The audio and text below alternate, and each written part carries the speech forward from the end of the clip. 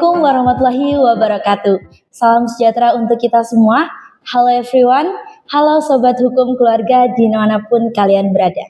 Kembali lagi di podcast Hukum Keluarga, yang mana episode kali ini mungkin akan lebih istimewa ya teman-teman daripada episode-episode sebelumnya. Karena di episode kali ini kita sudah kedatangan tamu yang luar biasa sekali. Tamu yang sangat eksklusif sekali untuk dihadirkan di podcast kita kali ini.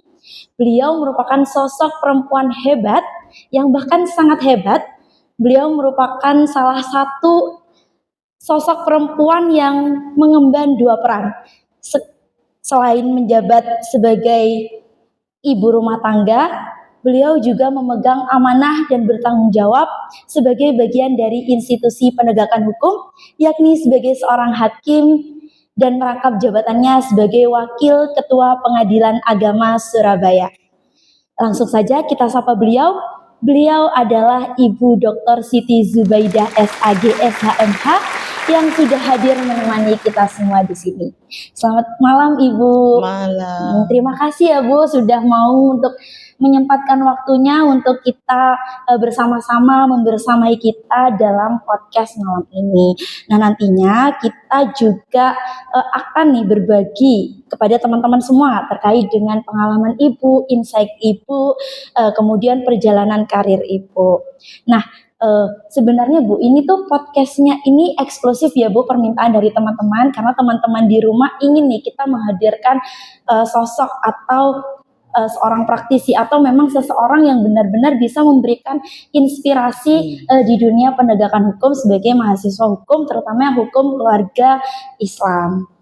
Nah, langsung saja ya Bu, mungkin Ibu bisa menceritakan nih untuk awal bagaimana sih kegiatan Ibu, kesibukan Ibu. Kalau boleh tahu Ibu ini kesibukannya apa sehari-hari gitu. Karena yang kita tahu ini Ibu kan menjabat sebagai seorang hakim nih. Nah, tapi di sisi lain seorang hakim itu kan juga punya dinamika. Nah, mungkin Ibu bisa ceritakan.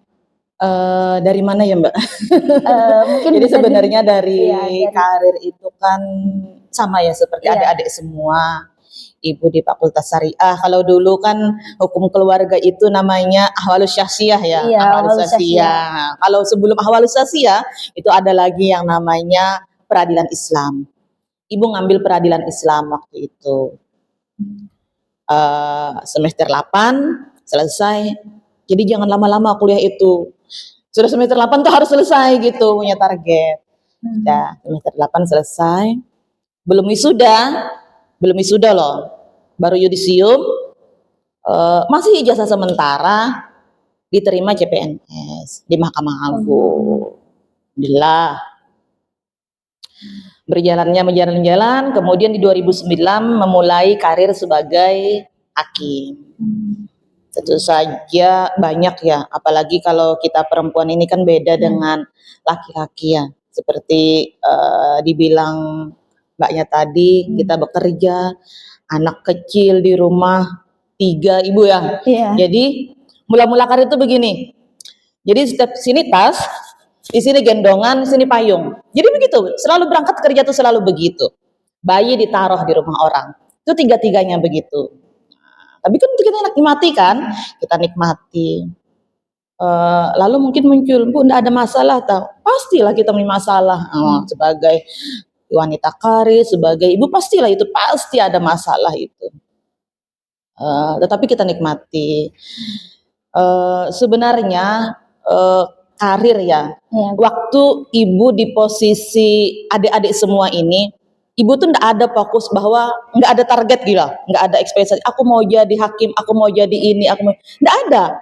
Jadi hidup Ibu itu berjalan aja. Jadi Ibu itu terbiasa orang yang ketika di suatu lingkungan, Ibu fokus pada lingkungan itu. Ibu tidak mau melihat ke depan. Ternyata fokus itu menghasilkan sesuatu yang wow gitu. Jadi misal dengan sebagai mahasiswa nih, fokus sebagai mahasiswa, jangan fokus sebagai ini jangan. Jadi fokus sebagai mahasiswa apa ya, belajar, studi, organisasi itu. Dan itu nanti endingnya akan sangat luar biasa. Ibu flashback ya. Iya, boleh. Kenapa? Pinjam tisu dong bisa dah. Ini cerita selalu ibu ceritakan di depan mahasiswa. Ibu ndak terhitung. Ibu ndak terhitung sudah berapa. Maaf ya segitu. Kamu sendiri Memang sih. ini kalau flashback itu memang Iya. tentang perjalanan karir. Kan? Iya. Memang perjalanan karir itu memang punya Iya. sendiri kan. Iya, apa? Jadi ibu itu kan ibu itu sebenarnya dulu loh mau jadi dosen.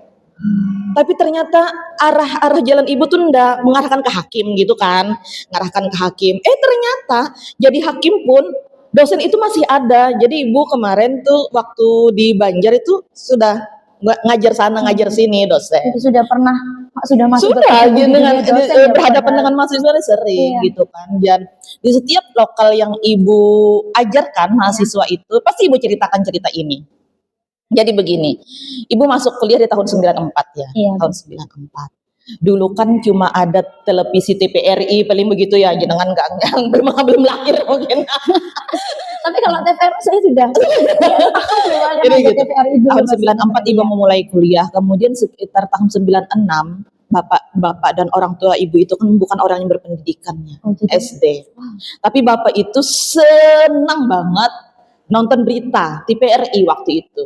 TVRI waktu itu sama sekalian kan ketika ada berita yang viral di peradilan itu kan pasti disorotkan persidangannya Iya, gitu iya, kan. iya. Ibu lupa itu waktu persidangan apa gitulah. Mulai tertariknya dari situ. Enggak, bukan, belum. Jadi gini, jadi orang tua ibu itu bapak itu ngitung lihat. Jadi kata bapak itu nyeloteh aja dia. Seandainya kamu kata bapak bisa enggak ya duduk di situ kata beliau itu. Tapi bisa enggak duduk situ orang itu tinggi karena makan tinggi kan di majelis hakim itu kan tinggi. Sedangkan kamu sepertinya pendek dan bisa kok Pak kata ibu bisa kok gampang lah masalah tinggi itu bisa nunduk bantal kayak gitu. Ternyata apa? 15 tahun setelah itu ibu jadi hakim. Ibu sangat yakin bahwa ketika itu mungkin dengan celoteh beliau itu mungkin beliau berdoa. Itu juga jadi power juga. Iya, makanya Pak aku pengen deh anakku duduk seperti itu. Ibu ingat kali itu di dalam kamar beliau. Ibu tuh kan sering kalau beliau nonton berita ibu kan gitu. Ibu kan akrab kayak dengan bapak kan. Bisa enggak dengan itu? Tapi enggak mungkin deh kayaknya orang situ tinggi kok katanya. Karena memang waktu itu sampai sekarang kan hakim itu kan ada tinggi dan sebagainya. Nah, jadi ibu rasakan, oh ini ternyata loh doa bapakku yang diijabah oleh Allah waktu itu. Perjalanan karirnya mulai dari mimpi yang asalnya dari celoteh. Celoteh terus akhirnya jadi kenyataan itu. Beliau itu habis sholat maghrib biasanya setelah baca-baca wiritan-wiritan itu kan nonton TV. Jadi itu celotehnya. Jadi kata ibu kan, gampang lah masalah tinggi badan tuh Pak, gampang masalah duduk itu biasa aja nanti didudukin. Ibu itu juga ibu menjawab. Ya sudah, berjalan hakim. Sampai sekarang target pimpinan itu pun nggak ada sebenarnya. Tapi dari yang celoteh itu memang sudah ada akhirnya ada ketertarikan untuk terjun di dunia. Belum. Ibu tuh basic ibu tuh suka ngajar. Ibu ini padahal ibu ini suka mentransfer ilmu ke orang. Jadi ibu tuh lebih suka bicara di kelas, bicara di depan anak-anak, bicara di depan mahasiswa. Ibu suka itu. Makanya ketika itu lulus ada penerimaan kan, ada penerimaan. Ibu tuh milih dosen, enggak milih hakim. Ibu tuh milih dosen. Nah, ada teman akrab, misalnya kita akrab berdua lah. Lalu kata ke teman ibu tuh lulus 2 kemarin itu lulus 2. Dosen sama di pegawai MA kan. Jadi kata teman ibu, "Dah kamu masuk sana aja karena kamu lulusnya 2 deh. Biar sainganku kurang," katakan. Lah, berarti aku nggak jadi dosen dong, kata ibu kan. Ya udah nggak jadi dosen, nggak usah, sana aja. Sana lah ibu akhirnya ibu lepas dosen ini, masuk sana sampai sekarang. Tapi nih kan dari awal yang masuk kuliah itu kan mengatakan kalau misalkan nih ambilnya juga HKI hukum keluarga. Nah itu kan berarti dari awal itu sudah ingin terjun di dunia hukum itu atau disuruh? Nggak ngerti. Sudah linear saja. Iya. Maunya itu begini, mau jadi dosen di Fakultas Syariah itu. Terus akhirnya milih HKI nih. Iya, memilih HKI ya kan. Nah, oleh karena persahabatan banget kan, bestie banget Iya. kan dengan teman yang satu ini, udah kamu sana aja untuk mengurangi sainganku katanya. Ya mau, aku mau. Aneh kan? Iya. Jadi mungkin tulisan takdirnya begitu mungkin ya. Jadi memang Jadi sekarang awalnya ketemu dengan dia, seandainya kita anunya satu kampus ya katanya gitu. Memang Tapi tidak ternyata sengaja. mungkin ibu mengkaitkan, oh ini berarti aku jemput takdirku yang doa bapakku yang diijabah oleh Allah waktu itu. Asik. Itu makanya doa orang tua kadang coloteh-coloteh gitu yang diijabah, tapi mungkin beliau waktu itu ikhlas ya doanya Iya. ya. Karena memang sesuatu kebetulan itu jadi sebuah keajaiban. Jadi, nah itu cerita itu selalu ibu ceritakan ke mahasiswa. Jadi biasanya mahasiswa itu datang kan lagi ke praktik kan ke Iya. kantor ibu. Bu, ibu yang cerita tentang bapak yang itu. Oh iya ini tuh. Jadi itu. Dan ibu memulai karir itu sejak tahun 2000.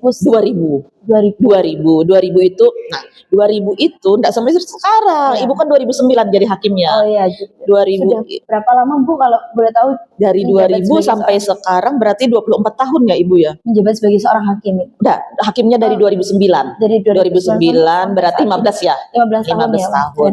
15 Lama sekali. Iya. Memang keren sih. 15 tahun, 3 provinsi, 10 kabupaten dan kota. Jadi pindah.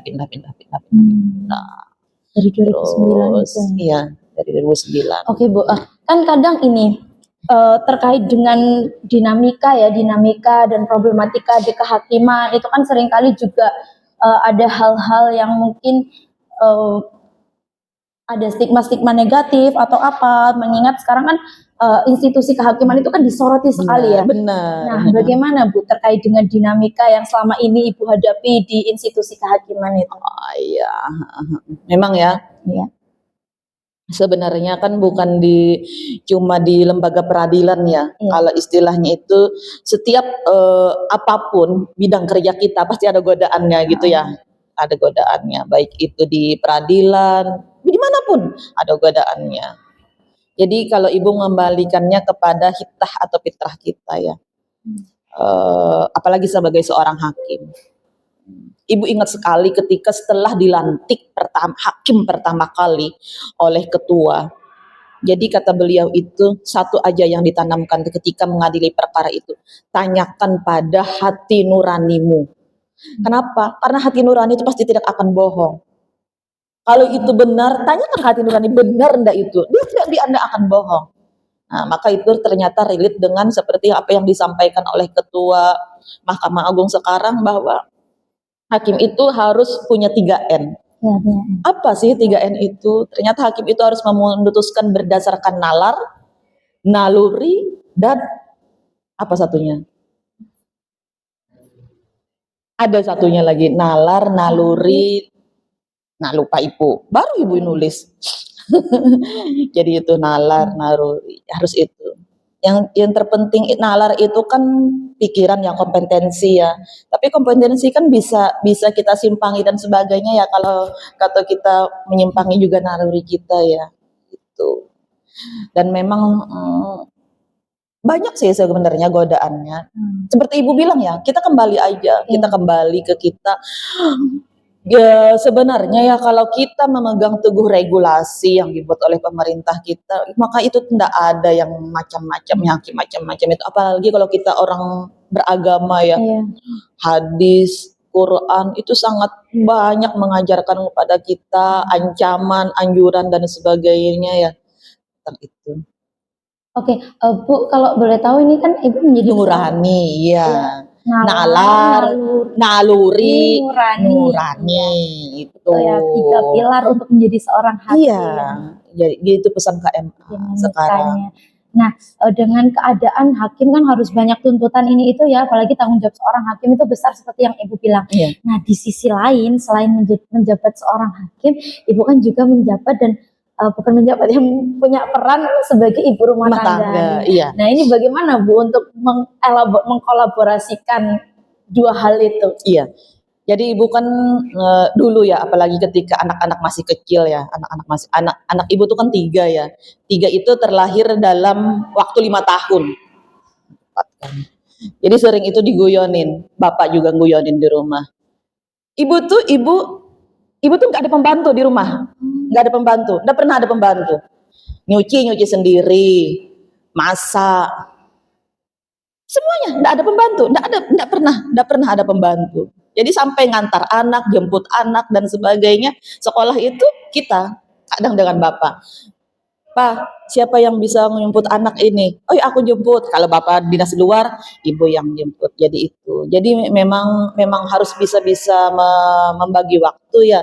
Dan alhamdulillah kita perhatian kita kepada anak, karir juga alhamdulillah jalan kedua-duanya. Mungkin pesan bagi kita berapa banyak juga yang mungkin ya eh, bukan hanya wanita ya, anak-anak yang merasa terabaikan dengan orang tuanya yang sibuk, karir dan sebagainya. Mudah-mudahan itu nggak terjadi ya.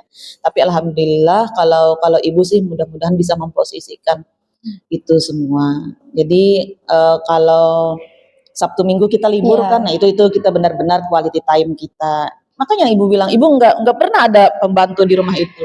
Jadi masak-masak sendiri. Karena ibu gini, kalau yang namanya hakim, ibu itu di kantor. Ya kan? Kalau yang namanya pimpinan, wakil ketua, ibu itu di kantor. Ya kan? Tetapi kalau sudah balik, ibu tuh istri. Kalau sudah di rumah, ibu tuh mama dari anak-anak ibu. Begitu. Nggak bisa kita dibawa-bawa ini wakil ketua ini sampai ke rumah, nggak bisa. Di rumah kita ibu rumah tangga, di rumah kita sebagai istri, gitu. Nah, kalau kita menyadari peran kita itu, nggak ada suami yang merasa di lebih apa ya, dikalahkan oleh istrinya, nggak ada karena kita kembali ke sana. Tapi seperti untuk tanggapan keluarga ibu nih, kan jadi hakim itu kan tadi ibu bilang harus berpindah-pindah, ibu sudah ada di beberapa provinsi, beberapa kabupaten itu bagaimana bu menghandle itu? Karena kan apa pisah dengan keluarga atau nanti rantau bareng keluarga atau apa? Jadi kan kita kalau namanya kita berumah tangga itu ya dia, kalau kita berumah tangga itu kan kita punya komitmen ya. Nah, jadi sebelum akad ya istilahnya kalau di Islamnya, sebelum kontrak atau perjanjian itu dibuat, kita harus punya komitmen berdua. Apalagi kan kita orang terpelajar ya.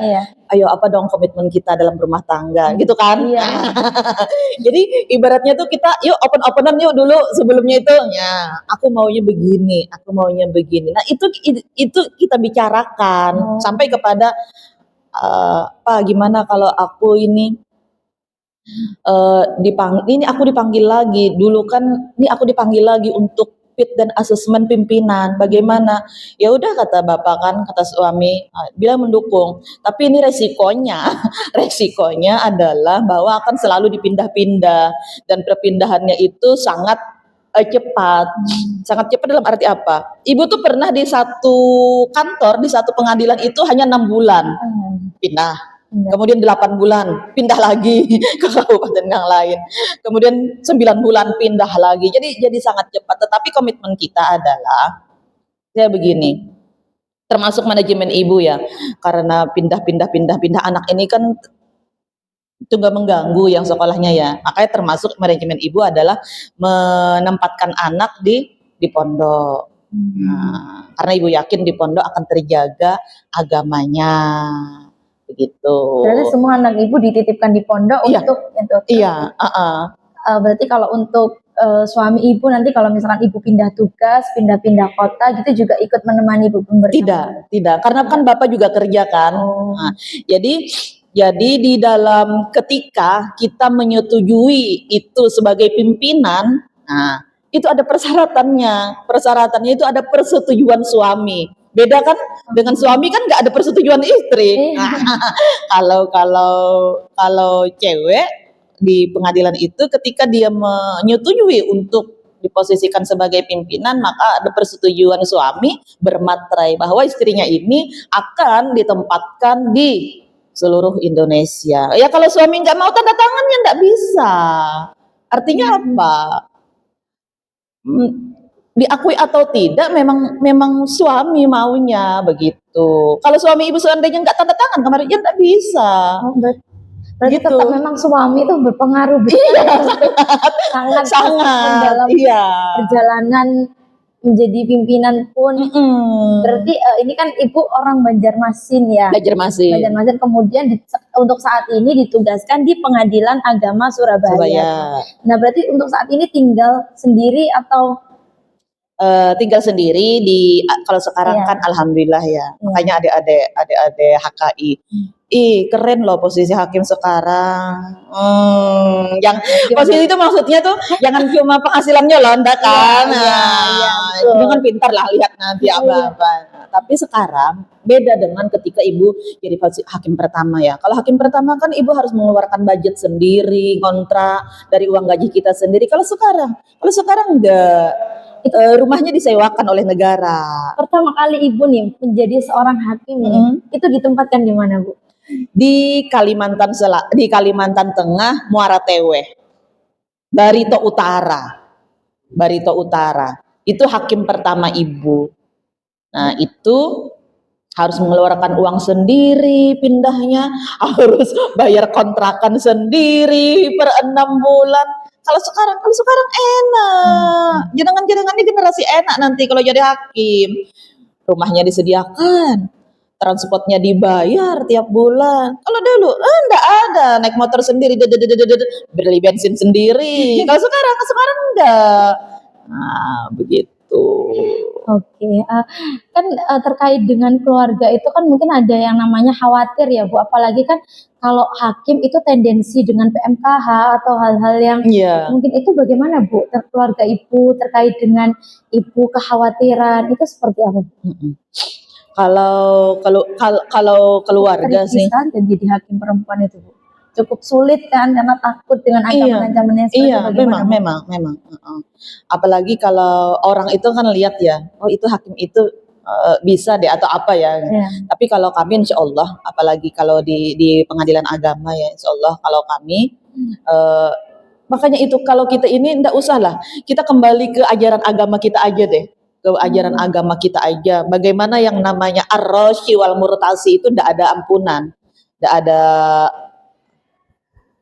Nggak ada ampunan sama sekali ya kan jelaskan ancamannya di hadis. Jadi kadang kalau ibu perkara-perkara yang berat ya sharing aja dengan bapak biasanya. Aku nangani perkara berat ini apa? Ini, dan ibu cerita di sini ya. Karena memang tipikal Surabaya ini kota besar ya, kota besar, kota maju. Perkara-perkara yang ibu tangani sendiri di PA Surabaya ini tidak pernah ibu selama di Kalimantan itu tidak pernah ditemui. Memang sangat variatif sekali perkaranya dan itu juga membutuhkan kita belajar, mengasah, diskusi dengan teman-teman yang lain. Paling kan bapak ya udah sesuai aja, ya udah jaga aja masing-masing integritasnya gitu aja. Berarti tidak jadi soal ya Bu, meskipun harus hakim nih seorang wanita nih dengan ancaman-ancaman enggak. Takut ya. Kadang kan labelnya kan wanita perempuan itu melo. Ketika mengadili perkara ini pasti akan terbawa emosi gitu kan. Itu kan stigma yang terjadi. Akhirnya nanti perempuan itu seringkali dianggap seperti nanti jenengan akan merasakan ketika adik-adik ini pakai baju ini, lalu ketika adik-adik pakai toga itu beda. Yang melo-melo itu enggak ada. Yang emosi itu nggak ada lagi. Jadi kita benar-benar memposisikan, oh aku nih pakai baju toga sekarang, benar. Nah kalau itu memang sudah menjadi satu lah dengan jiwa kita ya, begitu. Berarti memang tidak ada kekhawatiran ya, meskipun seorang perempuan bisa nih bebas jadi hakim, berani. Nah tadi kan ibu menyinggung nih untuk mengajak teman-teman semua untuk ya ayo kita melanjutkan karir untuk menjadi nih seorang hakim, bagian dari institusi penegakan hukum. Nah, ini kan kita berbicara tentang sejauh mana sih Bu, kalau boleh tahu menurut pandangan Ibu ya, seorang mahasiswa Fakultas Syariah nih khususnya untuk menjadi seorang hakim. Sangat besar. Apalagi kalau hakim di pengadilan agama. Kalau hakim di pengadilan agama, katanya kan hakim di pengadilan agama itu kan syaratnya mengu S1 hukum yang menguasai hukum Islam, kan gitu, Iya. ya kan? Iya. Makanya dengan sendirilah yang akan mengisi. Adik-adik semua inilah yang akan mengisi semua itu. Hakim, minimal ya, kalau nggak punya nggak hakim, ya aparatur di MA, di Mahkamah Agung, ya kan. Nah, itu. Di samping profesi-profesi yang lainnya, misalnya penghulu, kepala KUA dan sebagainya ya. Jadi itu boleh sih, cita-cita aku ingin deh. Boleh, sangat boleh. Tapi jadi jangan khawatir, jangan khawatir, jangan khawatir. Enak kok sekarang. Soalnya kan kemarin itu bukan ada isu itu yang formasi CPNS Mahkamah Agung itu yang kayak dia memberikan batasan-batasan nih, ada batasan-batasan yang lulusan UIN nanti hanya bisa masuk ke beberapa profesi saja, ada yang membatasi seorang perempuan, itu bagaimana? Enggak, tidak ada. Tidak ada. Tidak ada. Kan Tidak ada, dan rumor-rumor yang dan jangan khawatir, regulasi itu setiap tahun berubah kok. iya juga, iya. Jangan khawatir, jangan gitu. Ini ada lagi nanti regulasi yang beda lagi gitu. Memang eksistensi untuk jadi seorang hakim dan peluang seorang hakim itu ya sangat besar sekali. Apalagi sekarang di MA sendiri itu sama seperti di DPR ya, iya. Harus ada keterwakilan suara perempuan gitu kan presentasi. Di MA itu masih sangat sedikit. Keterwakilan pemimpin perempuan. Nah, begitu. Iya, jadi tidak masalah, tidak ada sama sekali MA. Oh ini perempuan ini tidak bisa deh jadi, tidak ada. Berapa banyak hakim agung itu perempuan? Berarti memang justru hal itu ya dijadikan peluang. Iya, sangat besar peluangnya sebenarnya. Sebagai bentuk keterwakilan perempuan dalam penegakan hukum. Ya, kan iya. Minim sekali ya memang Bu, penegakan hukum itu semuanya memang rata-rata cowok. Iya, karena itu sudah dilabeling tadi bahwa perempuan itu makhluk yang lemah, bahwa perempuan itu lemah lembut, tidak akan bisa tegas, gitu kan labelingnya. Nah, iya. Tidak. Nah, kan kita tahu ya tantangan-tantangan seorang perempuan seperti yang Ibu ceritakan bahkan dari biografi Ibu nih. Nah, apalagi yang disampaikan Ibu nih, tantangan-tantangan perempuan atau dengan stigma-stigma negatif terkait dengan perempuan. Bagaimana sih Bu kita mengatasi atau ya menanggapi terkait dengan persoalan itu? Kan kadang sering kali tuh kita, alah perempuan nggak usah kerja terlalu tinggi, alah perempuan ngapain sih perempuan kok jadi hakim gitu. Padahal perempuan itu suka marah-marah, moodnya naik turun. Ya, gitu. benar. Bagaimana kita menanggapi dan menanggapi terkait dengan hal itu? Jadi gini, Ibu sangat ingat ketika Ibu masih masih mau melanjutkan kuliah kan. Kebetulan Dek, di kampung Ibu itu dulu sangat jarang orang yang kuliah. Sangat jarang orang yang kuliah. Karena basic mama dan abah Ibu, kan abah tuh bapak ya, kan pedagang. Jadi mau Ibu kuliah itu orang-orang sekampung itu kayak semacam omong-omong tetangga ya. Ngapain kuliah anaknya juga perempuan, paling nanti kembalinya ke toko, ya kan? Gitu kan. Paling ujungnya ke dapur gitu. Ya, ujungnya ke dapur. Jadi dengan santainya orang tua Ibu ini jawab, biar aja dah dia mau kuliah. Mama Ibu tuh kan juga orang yang nggak berpendidikan kan, jadi dia nggak bisa mengkanter yang itu. Biar aja dah dia mau kuliah, udah gitu aja kuliah. Paling juga nanti menikah, paling juga nanti nggak kerja gitu kan, paling juga nanti dagang dan sebagainya. Nah, setelah berjalannya waktu ternyata bukan menafikan profesi yang lain ya, bukan menafikan profesi yang lain. Ibu jadi pegawai dan sebagainya. Lalu kata orang-orang yang tadi, ternyata yang dulu kuliah itu sekarang bekerja di kantor ya. Ya itu kata mama. Aku juga nggak ngerti. Akhirnya kita bisa yang jelas kan gini ya, kan beda ya orang yang punya pendidikan dengan orang yang tidak, ya kan. Kalau ibaratnya itu kita kan punya senjata kan, kita punya alat, ya kan, beda kan. Misalnya petani ke sawah yang bawa alat kan beda, nelayan yang ke laut nggak bawa pancing, ibaratnya pancing itu pendidikan lah maksudnya, ijazah dan sebagainya, kan beda. Nah, jadi itu. Jadi memang dari apalagi dulu ya, kalau mungkin sekarang kan mungkin kurang ya Iya. jenguk. Kalau dulu udah ngapain kuliah, paling juga nanti di rumah jangan ya gitu, biar aja. Nah, sampai akhirnya ibu diterima diterima pegawai itu ditaruhlah ditempatkan di kabupaten yang sekitar 2 jam dari rumah ibu ya. Iya. Nah, jadi sampai Itu ada akomodasi dari sulit, masih sulit ya? masih angkutan umum kan. Nah, jadi sampai bapak tuh begini, bapak, udah kata bapak, berapa sih gaji pegawai kata bapak. Nggak tahu kata ibu, kan belum nerima SK. Iya. Udah gini aja kata bapak, itu loh ibu juga masih ingat. Bapak itu saking nggak mau pisahnya dengan ibu gitu loh. Udah tak bayar aja 2 kali lipat gaji pegawai dah. Jadi kata mama, janganlah, ngapain? Itu ijazahnya sayang, kata mama. Nah akhirnya bapak itu ngalah, dan akhirnya kerja. Bapak itu kalau diibaratkan dulu gaji misal 1 juta, bapak itu berani gaji 3 juta dulu itu. Dah 3 kali lipat aku gaji dari gaji pegawai yang sekarang katanya waktu itu. Gak usah dituruni itu SK, jangan usah diambil itu SK kata bapak. Jadi kata ibu, jangan. Dia sudah kuliah, biar aja dia yang gunakan berapa kayak gajinya terserah. Ya memang awalnya memang harus Iya, kan harus sulit-sulit dulu sulit baru nanti dulu. bisa Dan itu. ibu waktu kerja itu ya, kalau kita itunya ya enggak lah, pastikan kita itu meniti dari bawah ya. Iya, meniti dari Dan ini juga ibu biasanya ibu ceritakan setiap kali anak-anak atau CPNS itu memulai masuk kerja di kantor ibu apa. Ibu ini tahu enggak kata ibu ini enggak segini aja karirnya. Waktu pertama itu apa dek?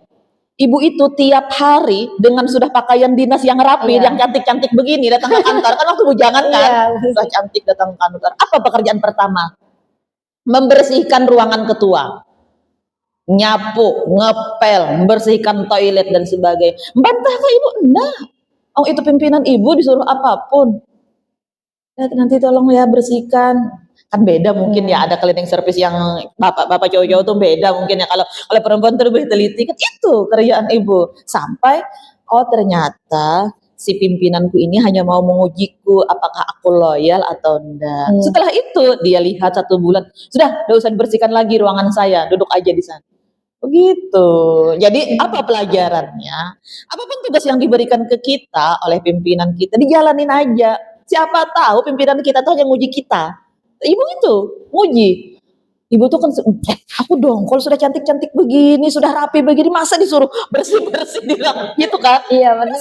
Ngepel dan setiap hari itu. Setelah itu lalu beliau dah katanya, ya setelah ini nggak ngepel lagi. Lalu apa tugas saya Pak? Setelah datang ke kantor langsung ngaji dulu. Nah itu lagi. Jadi datang kantor duduk ngaji, ya 1 halaman sudah selesai baru kerja. Ibu itu dari pertama menjabat sebagai hakim itu apakah penempatannya itu selalu di pengadilan agama atau pengadilan agama? Selalu memang di pengadilan agama ya. Karena kan di dalam pengadilan itu kan begini.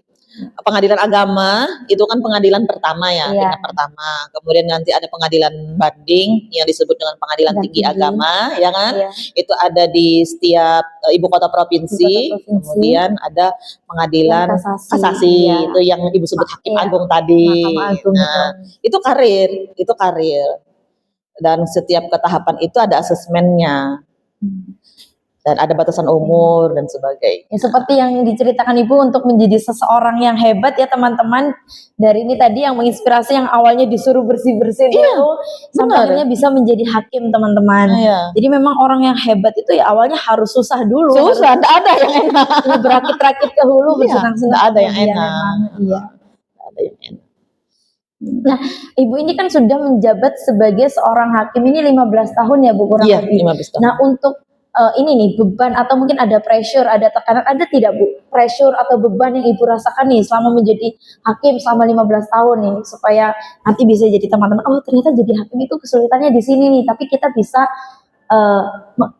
mensolusikan dengan seperti ini. Oh iya, kalau hakim itu kan tusi utamanya kan mengadili ya. Iya, mengadili. Bukan hanya memeriksa, tetapi mengadili dan menyelesaikan. gitu kan? Iya. Artinya orang yang datang ke pengadilan itu minta bahwa perkaranya itu diselesaikan, selesai dengan cara yang mengadili, dengan cara yang adil. Memang banyak tantangannya, apalagi kalau ketika kita menangani perkara-perkara yang misal ya perkara-perkara yang menjadi perhatian publik dan sebagainya. Apalagi di Surabaya ini, kalau mudah-mudahan adik-adik juga nggak punya pemikiran bahwa pengadilan agama itu hanya pengadilan perceraian, tidak ya? Karena banyak sekali juga perkara-perkara yang ditangani misalnya tentang wakaf, karena memang ada, tetapi itu sangat jarang. Nah, perkara-perkara yang berat itulah yang biasanya membutuhkan ekstra perhatian, ekstra hati-hati memeriksanya, belum lagi godaannya. Lalu bagaimana kiatnya? Kita biasanya terhadap perkara itu lebih banyak sharing ke teman-teman, diskusi ke teman-teman. Nah, begitu. Di samping juga sharing dan diskusi kepada bapak-bapak kita. Bapak-bapak ini dalam arti hakim-hakim senior di pengadilan tingkat banding dan sebagainya. Boleh kok. Boleh kita diskusi, tetapi diskusi itu adalah untuk memperkaya wawasan kita, Kalau mengenai putusannya, kembali lagi kita independen, kita bebas, mau yang bagaimana. Tetapi dengan diskusi itu akan membuka cakrawala kita, gitu. Tapi pernah enggak sih Bu, Ibu ini ketika nih menjadi seorang hakim kan dibebankan dengan mengadili, memutus dan menyelesaikan perkara. Pernah enggak Ibu merasa insecure atau minder nih dengan hakim-hakim yang laki-laki, yang mungkin Ibu merasa, oh ini kapasitasnya lebih besar nih, atau Ibu pernah enggak ada perasaan-perasaan yang seperti itu? Alhamdulillah, alhamdulillah sampai sekarang belum ada ya.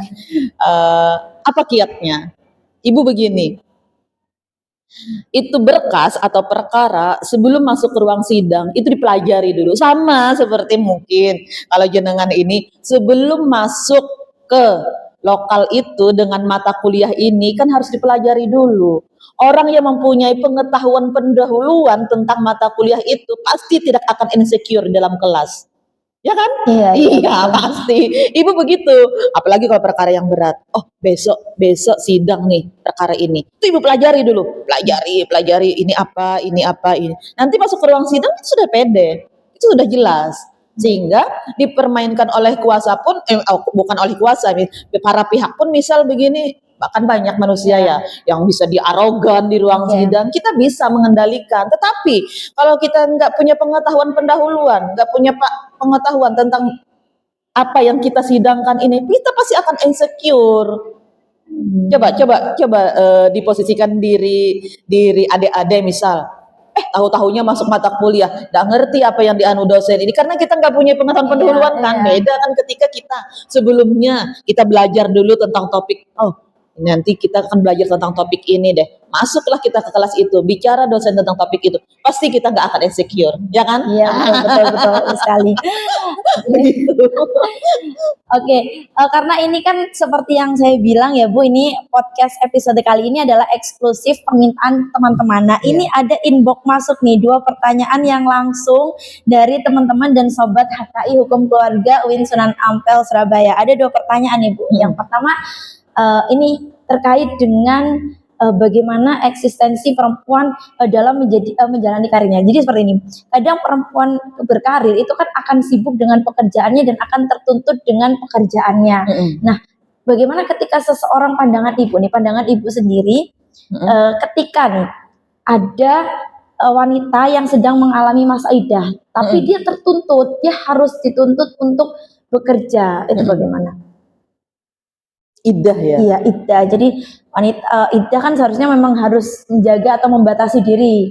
Ada beberapa hal dan batasan. Nah, tapi sebagai seorang wanita karir nih atau independent woman yang ya dia dituntutkan dengan pekerjaannya, apakah bisa bagaimana pandangan Ibu terkait dengan hal itu? Apakah nantinya tetap boleh saja tetap melanjutkan pekerjaannya atau bagaimana? Berarti kalau bisa Ibu garis bawahi, ini bisa kita kontekkan ke masalah fikih ya. Iya. Sekali lagi, kalau masalah fikih itu pasti Kalau yang namanya fikih itu kan berasal dari kata pahmu ya, pemahaman ya.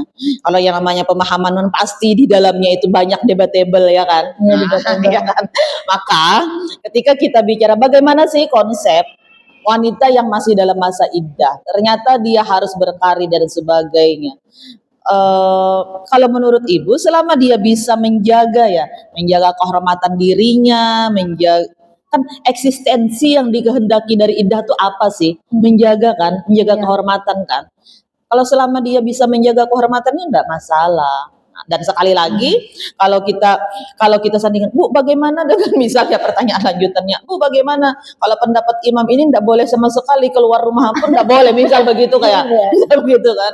Nah, makanya kalau ibu biasanya begini, ini konteks fikih loh, Furu'iyah itu akan sangat banyak cabangnya, pasti akan debatable dan tidak akan bersatu sampai kapanpun nggak akan bersatu itu. Nah, kalau ibu selama yang menjalani masa iddah ini ya bisa menjaga kehormatan dirinya, ya nggak masalah sebenarnya. Oke, yang terakhir nih Bu, pertanyaan terakhir yang masuk adalah kita kan tadi berbicara dan membahas terkait dengan eksistensi perempuan di dunia karir nih, apalagi di dunia penegakan hukum sebagai ibu yang menjabat sebagai pimpinan pengadilan. Nah, menurut Ibu bagaimana sih Bu solusi nih? Sekarang kan banyak sekali memang ya perempuan itu diberikan stigma-stigma yang Ibu bilang tadi, Ibu katakan. Sebenarnya sih bagaimana solusi konkret yang sederhana saja untuk menghadapi masalah itu supaya kita itu tidak bukan insecure ya, tidak merasa kayak terintimidasi gitu sebagai seorang perempuan ketika akan memulai karirnya sebagai seorang penegak hukum atau seorang hakim.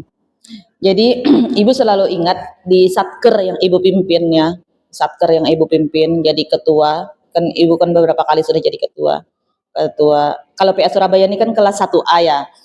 Sebelum kelas 1A itu tingkatannya 1B, kemudian kelas 2. Jadi ibu sudah pernah 2 kali jadi ketua kelas 2 dan ketua 1B. Setiap pimpinan yang datang di tingkat banding itu, kalau datang ke satker, ke kantor yang ibu pimpin, pasti begini bicaranya. Beda ya kantor yang dipimpin oleh ibu-ibu itu dengan yang dipimpin bapak-bapak. Apa yang pertama kali beliau lihat? Kalau kantor yang dipimpin ibu-ibu itu pasti kelihatan ada peminimnya. Peminimnya itu apa? Ya banyak bunga, yang tanamannya bagus, kan begitu. Iya. Jadi ternyata sentuhan-sentuhan feminim itu sampai ke penataan manajemennya itu juga. Nah, itu satu. Kemudian yang kedua, ibu bukan berbangga diri ya, ibu bukan berbangga diri, tetapi apa ya kalau istilahnya, ini pengakuan ya, pengakuan dari pimpinan ibu. Ternyata saya lihat ya, satker-satker yang dipimpin oleh ibu-ibu, kenapa jadi lebih maju, lebih bisa berprestasi daripada satker yang dipimpin oleh bapak-bapak gitu. Mungkin ibu-ibu tuh cerewet ya kata-katanya. Mungkin Pak, karena ibu-ibu tuh cerewet katanya ya. Boleh aja cerewet nggak apa-apa katanya kan. Jadi begitu. Jadi jangan kita insecure bahwa kita nggak akan bisa memimpin organisasi ini. Enggak, kita yakin bahwa ketika kita kita itu sebenarnya punya jiwa kepemimpinan masing-masing.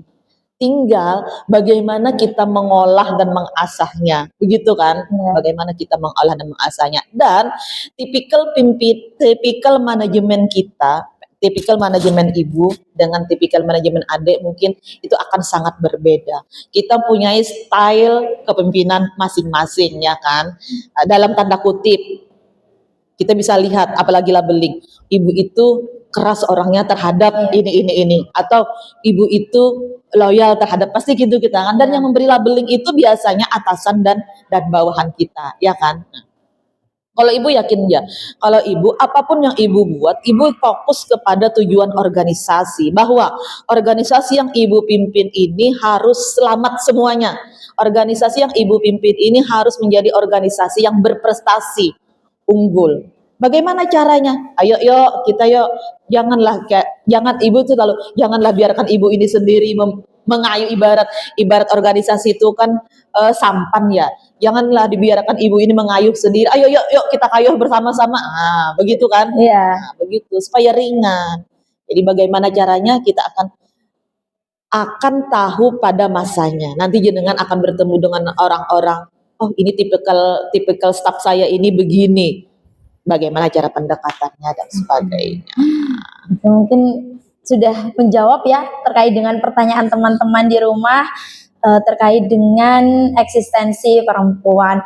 Nah, mungkin Ibu karena mungkin ini waktunya terbatas ya, mungkin kita sudah cukupkan karena sudah banyak sekali insight yang bisa kita tangkap dan banyak sekali pengalaman yang sudah dibagikan oleh Ibu Zubaidah untuk kita semua, untuk teman-teman semua, khususnya sebagai seorang perempuan. Sekarang tidak perlu takut lagi teman-teman untuk menjadi wanita karir ya, atau sebagai bagian dari penegakan hukum, terutama untuk mahasiswa hukum keluarga Islam Fakultas Syariah dimanapun kalian berada. Kalian harus bisa menunjukkan seperti yang ditunjukkan oleh Ibu Zubaidah, seperti perjalanan Ibu Zubaidah, bahwa perempuan itu bisa menjadi dan bisa menduduki apa yang seharusnya yang dikatakan itu tidak mampu dilakukan oleh perempuan, kita bisa membuktikan kalau itu ya bisa dilakukan oleh perempuan seperti yang kita lihat oleh Ibu Zubaidah. Mungkin Ibu Zubaidah, sebelum kita mengakhiri nih podcast di episode kali ini, mungkin kita harus ada nih closing statement yang bisa menginspirasi teman-teman semua untuk berkarir, untuk tidak perlu takut lagi, untuk bagaimana nantinya mereka bisa fokus dan menata masa depan mereka. Baik, closing statement ya. Iya. Closing statement ini juga Ibu sampaikan pada apel Jumat sore kemarin di Satker Ibu. Karena kita itu hari Senin kita awali dengan apel pagi, kemudian hari Jumat sore kita akhiri dengan apel sore. Kalau jenengan membuka Instagram PA Surabaya pasti akan melihat. Ada 3 heart yang Ibu sampaikan pada peserta apel di sore itu. Heart yang pertama apa? Work hard. Apa itu work hard? Kerja keras. Kerja keras. Kemudian yang kedua apa? Apa ya? Pray hard. Apa? Berdoa. Kemudian heart yang ketiga apa? Stay hard. Istirahat. Jadi kerja, doa, tapi jangan lupa kita juga istirahat. Nah, gitu. Harus seimbang. Oke. Jadi kuncinya teman-teman untuk bisa berkarir, untuk bisa menata masa depan itu kuncinya cuma satu, harus seimbang. Work hard, pray hard, dan stay hard. Mungkin dengan closing statement yang sudah diberikan oleh Ibu Zubaidah, semoga apa yang disampaikan dan apa yang kita bahas pada malam hari ini di podcast episode ke-7 Podcast Hukum Keluarga bisa menginspirasi teman-teman semua, dan sampai jumpa di video selanjutnya. Terima kasih.